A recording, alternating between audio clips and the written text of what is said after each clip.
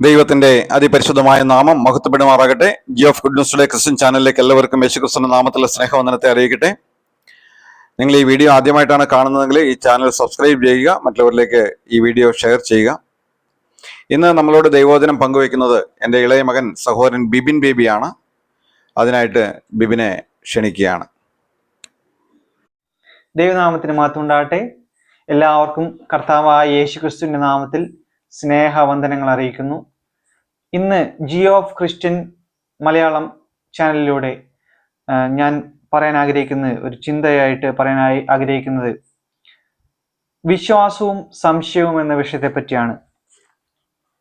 ആരംഭമായിട്ട് ഒരു വാക്യം വായിക്കാൻ ആഗ്രഹിക്കുന്നു. മർക്കോസിന്റെ സുവിശേഷത്തിൽ നിന്ന് 11 അധ്യായം 22-23 വാക്യങ്ങൾ. യേശു അവരോട് ഉത്തരം പറഞ്ഞത്, ദൈവത്തിൽ വിശ്വാസമുള്ളവർ ആയിരിപ്പിൻ. ആരെങ്കിലും തന്റെ ഹൃദയത്തിൽ സംശയിക്കാതെ താൻ പറയുന്നത് സംഭവിക്കുമെന്ന് വിശ്വസിച്ചും കൊണ്ട് ഈ മലയോട് നീങ്ങി കടലിൽ ചാടിപ്പോക എന്ന് പറഞ്ഞാൽ അവൻ പറഞ്ഞതുപോലെ സംഭവിക്കും. ഇവിടെ നാം വായിക്കുന്ന കർത്താവായ യേശുക്രിസ്തു തന്നെ പറഞ്ഞിരിക്കുന്നത്, ആദ്യം സംശയിക്കാതെ വിശ്വാസത്തോടെ മലയോട് നീ കടലിൽ ചാടിപ്പോക എന്ന് പറഞ്ഞാൽ സംഭവിക്കുന്നു പറയുന്ന യേശു തന്നെ പറഞ്ഞൊരു വചനമാണിത്. ഇവിടെ സംശയിക്കാതെ എന്ന് എടുത്തു പറഞ്ഞിരിക്കുന്നു. അപ്പൊ സംശയം എന്നത് അവിശ്വാസത്തിന് തുല്യമാണ്. നമ്മൾ സംശയിച്ചു കഴിഞ്ഞാൽ അത് വിശ്വാസവും സംശയവും ഒരുമിച്ച് പോകാൻ തക്കവണ്ണം സാധിക്കില്ല. അതിനോടുള്ള ബന്ധത്തിൽ തന്നെ ഒരു വാക്യം കൂടി വായിക്കാൻ തക്കവണ്ണം ആഗ്രഹിക്കുന്നു. യാക്കോബിന്റെ ലേഖനം 1-ാം അധ്യായം അതിന്റെ 5 മുതലുള്ള വാക്യങ്ങൾ. നിങ്ങളിൽ ഒരുത്തിന് ജ്ഞാനം കുറവാകുന്നുവെങ്കിൽ ഭത്സിക്കാതെ എല്ലാവർക്കും ഔദാര്യമായി കൊടുക്കുന്നവനായ ദൈവത്തോട് യാചിക്കട്ടെ, അപ്പോൾ അവൻ ലഭിക്കും. എന്നാൽ അവൻ ഒന്നും സംശയിക്കാതെ വിശ്വാസത്തോടെ യാചിക്കണം. സംശയിക്കുന്നവൻ കാറ്റടിച്ച് അലയുന്ന കടൽ തിരക്ക് സമൻ. ഇങ്ങനെയുള്ള മനുഷ്യൻ കർത്താവിൽ നിന്ന് വല്ലതും ലഭിക്കുമെന്ന് നിരൂപിക്കരുത്. ഇരുമനസ്സുള്ള മനുഷ്യൻ തന്റെ വഴികളിലൊക്കെയും അസ്ഥിരനാകുന്നു.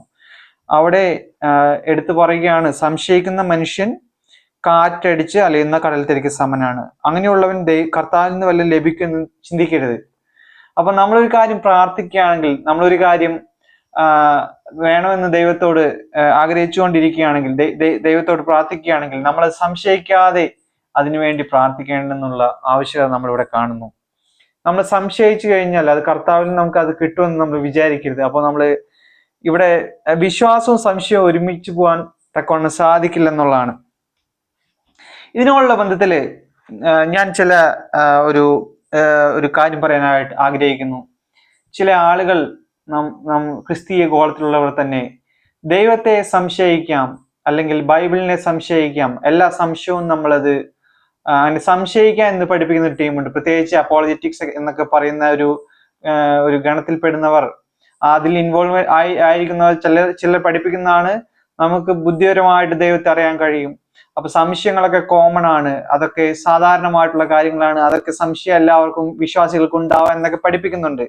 എന്നാൽ വിശ്വാസം എന്നുള്ള സത്യം, അതിനോട് ഉള്ള ചിന്തിക്കുകയാണെങ്കിൽ സംശയം വിശ്വാസം രണ്ടും കൂടി ഒരുമിച്ച് പോകാൻ പറ്റുകയില്ല. നിങ്ങൾ ദൈവത്തിൽ വിശ്വസിച്ച് നമ്മൾ ഒരു കാര്യം പ്രാർത്ഥിക്കുകയാണെങ്കിൽ ദൈവം അത് തരുമെന്ന് നമ്മൾ ആദ്യം വിശ്വസിക്കും. ദൈവം ഉണ്ടെന്ന് ആദ്യം വിശ്വസിക്കേണ്ടിയിരിക്കുന്നു. നമ്മൾ ദൈവത്തിന്റെ കാര്യം പ്രാർത്ഥിക്കുമ്പോൾ അല്ലെങ്കിൽ ആഗ്രഹിച്ചുകൊണ്ട് യാചിക്കുമ്പോൾ ദൈവം ഉണ്ടെന്ന് നമ്മൾ വിശ്വസിക്കണം. അത് മാത്രം ദൈവം അത് തരാൻ കഴിയുമെന്ന് വിശ്വസിക്കണം. നിങ്ങളുടെ പ്രാർത്ഥന അതിற்கு ഉത്തരം ലഭിച്ചു എന്ന് വിശ്വസിക്കണം. ഇതൊക്കെ നമ്മൾ ദൈവവചനത്തിൽ വായിക്കുന്നതാണ്. എന്നാൽ സംശയിക്കാതെ നമ്മൾ പ്രാർത്ഥിക്കേണ്ടിയിരിക്കുന്നു. ഇനി വേറൊരു വാക്യം കൂടി, ഒരു വേദഭാഗം കൂടി വായിക്കുന്നതൊക്കെ ആഗ്രഹിക്കുന്നു. മത്തായി സുവിശേഷം 14-ാം അധ്യായം 28-ാം വാക്യം. അതിന് പത്രോസ്, കർത്താവെ നീ ആകുന്നുവെങ്കിൽ ഞാൻ വെള്ളത്തിന്മേൽ നിന്റെ അടുക്കൽ വരേണ്ടതിന് കൽപ്പിക്കുകയാണെന്ന് പറഞ്ഞു. വരിക എന്ന് അവൻ പറഞ്ഞു. പത്രോസ് പടകിൽ ഇറങ്ങി യേശുവിന്റെ അടുക്കൽ ചെല്ലുവാൻ വെള്ളത്തിന്മേൽ നടന്നു. എന്നാൽ അവൻ കാറ്റ് കണ്ട് പേടിച്ച് മുങ്ങി തുടങ്ങിയാൽ കർത്താവെ എന്നെ രക്ഷിക്കണമെന്ന് നിലവിളിച്ചു. യേശു ഉടനെ കൈനീട്ടി അവനെ പിടിച്ചു. അല്പവിശ്വാസിയെ നീ എന്ന് സംശയിച്ചു എന്ന് പറഞ്ഞു. ഇവിടെ യേശുക്രിസ്തു തന്നെ പറയാണ് അല്പവിശ്വാസി എന്ന് പത്രോസിനെ വിളിക്കുകയാണ്. നമ്മൾ കാര്യം മനസ്സിലാക്കേണ്ടത്, നമ്മൾ പത്രോസിനെ കുറ്റപ്പെടുത്തുക എന്ന് നമ്മളും സാധാരണ മനുഷ്യരാണ്. അപ്പോൾ നമ്മൾ പത്രോസിനെ കുറ്റപ്പെടുത്തുന്ന രീതിയിൽ, അല്ലെങ്കിൽ നമുക്ക് ഇതിനൊരു ആത്മീകമായിട്ടുള്ള ഒരു വെളിപ്പാട് കിട്ടാനുണ്ട്. നമ്മളൊക്കെ സാധാരണ മനുഷ്യരായിട്ടുള്ള പത്രോസിനെ പോലെ ഒരു സാധാരണ മനുഷ്യരായിട്ടുള്ളവർ ഇതുപോലെ പത്രോസ് സംഭവിച്ചു നാച്ചുറലായിട്ട് ഒരു നമ്മൾ സംശയം ഉണ്ടാകാൻ തക്കവണ്ണം ഉള്ള സാധ്യതകളുണ്ട്. അതുകൊണ്ട് യേശു പറഞ്ഞു വെള്ളത്തിന്മേൽ നടക്കുമെന്നൊക്കെ പത്രോസിനെ വിളിച്ചപ്പോഴും സംശയം ഉണ്ടായതുകൊണ്ട് പത്രോസ് ഭയന്ന് സംശയിച്ചതുകൊണ്ട് പത്രോസിന് അത് സാധിച്ചില്ല. നമ്മൾ സാധാരണ മനുഷ്യരായ നമ്മുടെ വിശ്വാസത്തിൽ വളർന്നു വരേണ്ടതെന്നുള്ള ആവശ്യകതയാണ് നമുക്ക് മനസ്സിലാക്കേണ്ടിയിരിക്കുന്നത്. നാം നമ്മുടെ ദൈവത്തിലുള്ള വിശ്വാസത്തിന്റെ അളവ് നമ്മളിൽ നിന്ന് കൂടി വരുമെന്നൊക്കെ ഇടവരേണ്ടിയിരിക്കുന്നു. അതിനുള്ള ബന്ധത്തിൽ തന്നെ വേറൊരു വാക്യം കൂടി വായിക്കാം. റോമർക്ക് എഴുതിയ ലേഖനം 14 അധ്യായം 23 വാക്യം. എന്നാൽ സംശയിക്കുന്നവൻ തിന്നുന്നെങ്കിൽ അത് വിശ്വാസത്തിൽ നിന്ന് ഉത്ഭവിക്കാകൊണ്ട് അവൻ കുറ്റക്കാരനായിരിക്കുന്നു. വിശ്വാസത്തിൽ നിന്ന് ഉത്ഭവിക്കാതൊക്കെയും പാപമത്രേ. നമുക്കെല്ലാവർക്കും അറിയാം, ആദമിനോട് ദൈവം പറഞ്ഞു തോട്ടത്തിന് നടുവിലുള്ള വൃക്ഷത്തിന്റെ ഫലം തിന്നരുതെന്ന് പറഞ്ഞു. എന്നാൽ അത് പിശാച് അവനെ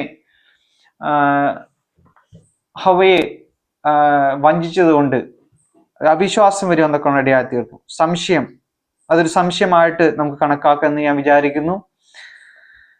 അതുകൊണ്ട് വിശ്വാസത്തിനും സംശയത്തിനും ഒരുമിച്ച് പോകാൻ പറ്റുന്ന ഇപ്പൊ തന്നെ നമ്മൾ വായിച്ച ആ വാക്യത്തിൽ വ്യക്തമായിട്ട് എഴുതിയിരിക്കുന്നു. എന്നാൽ സംശയിക്കുന്നവൻ തിന്നുന്നു എങ്കിൽ അത് വിശ്വാസത്തിന് ഉത്ഭവിക്കായകൊണ്ട് അവൻ കുറ്റക്കാരനായിരിക്കുന്നു. അതൊരു പാപമായിട്ട് ഇടവരും. നമ്മൾ സംശയിച്ചുകൊണ്ട് നമ്മൾ ഈ കാര്യം ചെയ്യുമ്പോൾ അതൊരു പാപമായിട്ട് ഇടവരാനുള്ള ഒരു കാര്യമുണ്ട്. അതിനുള്ള ബന്ധം തന്നെ വേറൊരു വാക്യം വായിക്കാൻ ആഗ്രഹിക്കുന്നു. റോമർക്ക് എഴുതിയ ലേഖനം 4 അധ്യായം 19 വാക്യം. അവൻ ഏകദേശം 100 വയസ്സുള്ളവനാകിയാൽ തന്റെ ശരീരം നിർജീവമായി പോയതും സാറായുടെ ഗർഭപാത്രത്തിന്റെ നിർജീവത്വം ഗ്രഹിച്ചിട്ടും വിശ്വാസത്തിൽ ക്ഷീണിച്ചില്ല. ദൈവത്തിന്റെ വാഗ്ദത്തങ്ങൾ അവിശ്വാസത്താൽ സംശയിക്കാതെ വിശ്വാസത്താൽ ശക്തിപ്പെട്ട് ദൈവത്തിന് മഹത്വം കൊടുത്തു. അവൻ വാഗ്ദത്തം ചെയ്ത് പ്രവർത്തിപ്പാനും ശക്തനെന്ന് പൂർണ്ണമായി ഉറച്ചു. അതുകൊണ്ട് അത് അവന് നീതിയായി കണക്കിട്ടു. ഇവിടെ അബ്രഹാമിന്റെ കാര്യമാണ്. ദൈവം അബ്രഹാമിനോട് അവനുണ്ടാകാൻ പോകുന്ന സന്തതിയെ പറ്റിയൊക്കെ പറയുമ്പോൾ അബ്രഹാം അന്ന് 100 വയസ്സുള്ളവനാകുന്നു. അവന്റെ ഭാര്യയാണെങ്കിൽ ഗർഭപാത്രം നിർജീവത്വം ആകുന്ന അവസ്ഥയിലാണെങ്കിലും അബ്രഹാം സംശയിക്കാതെ വിശ്വസിച്ചു. അത് അവന് നീതിയായി കണക്കിട്ടായിട്ട് നമ്മൾ കാണുന്നു. അപ്പോൾ നമ്മൾ വിശ്വാസത്തിന്റെ ഒരു പാതയിൽ നടക്കുമ്പോൾ നാം സംശയമൊക്കെ ഒഴിവാക്കി ആ വിശ്വാസത്തിൽ വളർന്നു വരേണ്ടതായിട്ട് തീരേണ്ടുന്ന ആവശ്യകതയുണ്ട്. അതുപോലെ തന്നെ നമുക്ക് ചിന്തിക്കാൻ പറ്റുന്ന ഈ വിശ്വാസം എന്നത് ഒരു ദൈവികമായ വരമാണെന്നും നമുക്ക് ചില സൂചനകൾ ദൈവവചനത്തിലുണ്ട്. അപ്പൊ നമ്മൾ സ്വന്തമായിട്ടും വിശ്വാസം വർദ്ധിച്ചു വരേണ്ടുന്ന ആവശ്യകത നമ്മൾ മനസ്സിലാക്കുന്നെങ്കിലും അവിടെ ദൈവത്തിന്റെ കൃപയായിട്ടും അർത്ഥത്തിൽ പറഞ്ഞായിട്ടുള്ള ചില സൂചനകൾ ഞാൻ വായിക്കാൻ കൊണ്ട് ആഗ്രഹിക്കുന്നു. റോമർക്ക് എഴുതിയ ലേഖനം 12 അധ്യായം 3 വാക്യം. ഭാവിക്കേണ്ടതിന് മീതെ ഭാവിച്ചു വരാതെ ദൈവം അവനവന് വിശ്വാസത്തിന്റെ അളവ് പങ്കിട്ടതുപോലെ സുബോധമാകും വണ്ണം ഭാവിക്കണമെന്ന് ഞാൻ എനിക്ക് ലഭിച്ച കൃപയാൽ നിങ്ങളിൽ ഓരോരുത്തരോടും പറയുന്നു. ഇവിടെ എഴുതിയേക്കാണ് ദൈവം അവനവന് വിശ്വാസത്തിന്റെ അളവ് പങ്കിട്ടതുപോലെ. അപ്പൊ ഇതൊരു കൃപാവരം അല്ലെങ്കിൽ ഒരു കൃപയായിട്ട് കൊടുക്കുന്ന കാര്യമായിട്ട് നമുക്ക് ഇവിടെ കാണാൻ സാധിക്കുന്നുണ്ട്. വേറെ 1-2 കൂടി വേദഭാഗങ്ങൾ വായിക്കാൻ കൊണ്ട് ആഗ്രഹിക്കുന്നു. ബാലന്റെ അപ്പൻ ഉടനെ നിലവിളിച്ച് കർത്താവെ ഞാൻ വിശ്വസിക്കുന്നു, എന്റെ അവിശ്വാസത്തിന് സഹായിക്കണമേ എന്ന് പറഞ്ഞു. ഇതൊരു നല്ലൊരു പ്രാർത്ഥനയാണ്. നമ്മൾ അനേകം മനുഷ്യരും വിശ്വാസത്തിൽ ക്ഷീണിച്ചിരുന്ന അവസ്ഥയിലാകുന്നു കടന്നു പോകുന്നെങ്കിൽ ഇത്തരത്തിലുള്ള ഒരു പ്രാർത്ഥന പ്രാർത്ഥിക്കാൻ തക്കവണ്ണം നമുക്ക് കഴിയും. കർത്താവെ ഞാൻ വിശ്വസിക്കുന്നു, എങ്കിലും എന്റെ അവിശ്വാസത്തിന് സഹായിക്കണമേ. നല്ലൊരു പ്രാർത്ഥനയാണ്. നമുക്കെല്ലാവർക്കും അത്തരത്തിൽ വിശ്വാസം ഒരു കൃപയായിട്ട് ദൈവത്തിന്റെ വരമായിട്ട് നൽകുവാൻ വേണ്ടി നമുക്ക് ദൈവത്തോട് യാചിക്കാം. വേറെ 1-2 വാക്യങ്ങളോട് വായിക്കാൻ എന്തൊക്കെ ആഗ്രഹിക്കുന്നു. 1 കൊരിന്ത്യർ 12:9. വേറൊരുത്തിന് അതേ ആത്മാവിനാൽ വിശ്വാസം, മറ്റൊരു അതേ ആത്മാവിനാൽ രോഗശാന്തികളുടെ വരം. ഇവിടെ എഴുതിയേക്കുന്നത് വേറൊരുത്തിന് അതേ ആത്മാവിനാൽ വിശ്വാസം. ഇത് വിശ്വാസത്തിന്റെ ഒരു വരമായിട്ട്, ഉദാഹരണത്തിന് വലിയ വലിയ അത്ഭുതങ്ങൾ ചെയ്യുവാനും വലിയ രോഗശാന്തികൾ വരുത്തുവാനും ദൈവം ചിലർക്ക് വിശ്വാസത്തിന്റെ കൃപാവരം നൽകിയതായിട്ട് നമുക്ക് ചിന്തിക്കാൻ കഴിയും. എന്ന് വെച്ചാൽ അവർക്ക് അത്രമാത്രം വിശ്വാസം അവർക്ക് ഗിഫ്റ്റായിട്ട് കൊടുത്തിരിക്കുകയാണ്. അത് വെച്ചിട്ട് അവർക്ക് വലിയ വലിയ കാര്യങ്ങൾ ചെയ്യാൻ പറ്റും, വലിയ വീര്യപ്രവർത്തികൾ, രോഗശാന്തികളുടെ വരം. അപ്പൊ ഇത്തരത്തിലുള്ള വരം ലഭിക്കുകയാണെന്ന് നമുക്ക് പ്രാർത്ഥിക്കാൻ കഴിയും. നമുക്ക് വിശ്വാസത്തിന്റെ വരം ലഭിക്കുന്നതൊക്കെ നമുക്ക് ദൈവത്തോട് പ്രാർത്ഥിക്കാം. വേറൊരു വാക്യം കൂടി വായിക്കാം. ലൂക്കോസ് 17:5. അപ്പോസ്തലന്മാർ കർത്താവിനോട് ഞങ്ങൾക്ക് വിശ്വാസം വർദ്ധിപ്പിച്ചു തരണമേ എന്ന് പറഞ്ഞു. നമുക്ക് എല്ലാവർക്കും ചെയ്യാവുന്ന ഒരു കാര്യമാണ്. ഞങ്ങളുടെ വിശ്വാസം വർദ്ധിപ്പിച്ചു തരണമെന്ന് ദൈവത്തോട് നമുക്ക് പ്രാർത്ഥിക്കാൻ കഴിയും. എല്ലാവരും നാം ചിന്തിക്കേണ്ടുന്നത്, ഇതിന്റെ അവസാനമായിട്ട് പറയാൻ ഞാൻ ആഗ്രഹിക്കുന്നത്, നമ്മൾ സംശയങ്ങൾ ഉണ്ടെങ്കിൽ നമ്മൾ അത്തരത്തിലുള്ള സംശയമായിട്ടുള്ള സ്വഭാവം, അത്തരത്തിലുള്ള ജീവിതം നമ്മൾ ഉപേക്ഷിക്കേണ്ടിയിരിക്കുന്നു. നാം ദൈവത്തിൽ പൂർണ്ണമായിട്ടും വിശ്വസിച്ച് നമ്മുടെ വിശ്വാസത്തിന്റെ അളവ് കൂട്ടി വരുത്തേണ്ടിയിരിക്കുന്നു. അതിനായിട്ട് നമുക്ക് ചെയ്യാൻ പറ്റും, നമ്മൾ ദൈവവചനം വായിക്കുമ്പോൾ നമുക്ക് വിശ്വാസം ഉണ്ടാവാൻ സാധിക്കും. ഉദാഹരണത്തിന് നാം വായിക്കുകയാണ്, മോശെ ചെങ്കടലുണ്ടായി പിളർത്തി, അല്ലെങ്കിൽ മോശയിലൂടെ, അല്ലെങ്കിൽ ദൈവം 5 അപ്പം കൊണ്ട് 5000 പേരെ പോഷിപ്പിച്ചു. ഇത്തരത്തിലുള്ള വാക്യങ്ങൾ, അല്ലെങ്കിൽ യേശുക്രിസ്തു ചെയ്ത മറ്റു അത്ഭുതങ്ങൾ, അല്ലെങ്കിൽ നമ്മൾ ദൈവവചനത്തിൽ വായിക്കുന്ന അത്ഭുതങ്ങൾ, ഇതൊക്കെ വായിക്കുമ്പോൾ നമ്മളത് വിശ്വസിക്കുമ്പോൾ നമ്മുടെ വിശ്വാസത്തിന്റെ അളവ് വർദ്ധിച്ചു വരും. അപ്പൊ ദൈവവചനം വായിക്കുന്നത് വലിയൊരു കാര്യമാണ്. വായിക്കുക മാത്രമല്ല, പൂർണ്ണമായും വിശ്വസിച്ച് ദൈവം ഇന്ന വലിയ കാര്യങ്ങൾ ചെയ്തു, അപ്പൊ നമ്മുടെ ചെറിയ കാര്യങ്ങൾ ചെയ്യുവാൻ, നമ്മുടെ വലിയ കാര്യങ്ങൾ ചെയ്യാൻ ദൈവം പ്രാപ്തനാണ്, ഞാൻ വിശ്വസിക്കുന്നു. ഇത്തരത്തിലുള്ള മൈൻഡ് സെറ്റിലൂടെ, ഇത്തരത്തിലുള്ള തുടർച്ചയായിട്ടുള്ള ഒരു എക്സ്പീരിയൻസിലൂടെ നമുക്ക് വിശ്വാസം വർദ്ധിപ്പിക്കാൻ സാധിക്കും. അതോടൊപ്പം തന്നെ നമുക്ക് പ്രാർത്ഥന ജീവിതത്തിൽ നമ്മൾ ഓരോ കാര്യം പ്രാർത്ഥിച്ച് നമുക്ക് കിട്ടിയ ഉത്തരങ്ങൾ, ദൈവം തന്നിരിക്കുന്ന ഉത്തരങ്ങളെല്ലാം ഏറ്റുപറയുകയും അത്തരത്തിലുള്ള വിശ്വാസം വർദ്ധിപ്പിക്കുന്നതൊക്കെ സാധിക്കും. പിന്നെയുള്ളത്, ദൈവത്തോട് നമുക്ക് യാചിക്കാം വിശ്വാസത്തിന്റെ കൃപാവരത്തിന് വേണ്ടി, വിശ്വാസത്തിന്റെ അളവ് വർദ്ധിപ്പിച്ചു. ഞങ്ങളുടെ വിശ്വാസം വർദ്ധിപ്പിച്ചു, ശിഷ്യന്മാർ പറഞ്ഞതുപോലെ ഞങ്ങളുടെ വിശ്വാസം വർദ്ധിപ്പിച്ചു നൽകണമേ. ഇത്തരം കാര്യങ്ങൾ നമുക്ക് ചെയ്യാൻ തക്കൊണ്ട് സാധിക്കും. എല്ലാവർക്കും നന്ദി. ദൈവം നിങ്ങളെല്ലാവരെയും അനുഗ്രഹിക്കുമാറാകട്ടെ. ആമേൻ.